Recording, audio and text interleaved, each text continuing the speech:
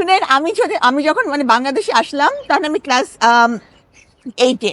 কারণ আমার খুব শখ হয়েছিল যে আমি সাইকেল মানে আম্মাকে খুব চাইছিলাম, আবদার করছিলাম। তো আমার আব্বা তো সরকারি চাকরি করতো, আমরা 2 বোন ছিলাম, কিন্তু তারপরেও আমার আম্মা নতুন সাইকেল কিনে দিতে পারে নাই।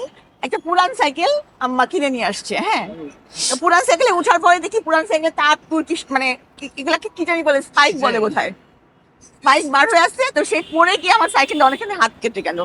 তো সেদিনই সাইকেল চালানোর ইতি।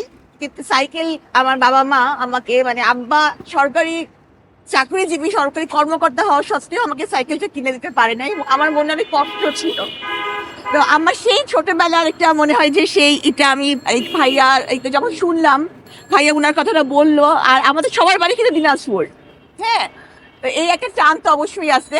তো আমি বললাম যে দিনাজপুরের মানুষ, তার ছেলে লাবিব সাইকেলটা চালাবে, তো আমার মনে হলো যে আচ্ছা এটা একটা ভালো তো ভাইয়া আপনি মানে আপনার সহযোগিতায় দেখা গেছে যে এই বাবাটা তার সন্তানকে একটা সাইকেল আজকে উপহার হিসাবে দিতে পারবে, আপনার কেমন লাগছে?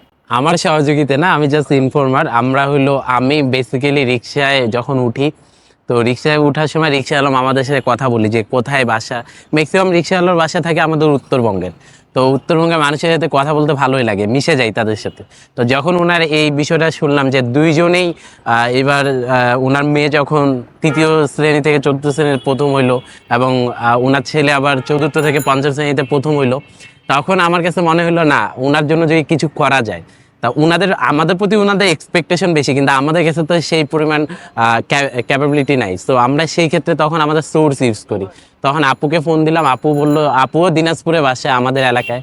তো আমি আপুকে ফোন দিলাম, আপুও একবারে বলে দিল না এটাতে আমি ইচ্ছুক আছি। মানে ভাইয়াকে আমি সারপ্রাইজ দিছি। তো আমরা চাই যে এখন সবাই এই যে চাচা আপনারা দেখছেন এই যে এই আপনাদের এই ভাইরে এই সাইকেলটা দিল ওনারা, হ্যাঁ, আপনারা সবাই মিলে একটু ওনার হাতে তুলে দেন এটা।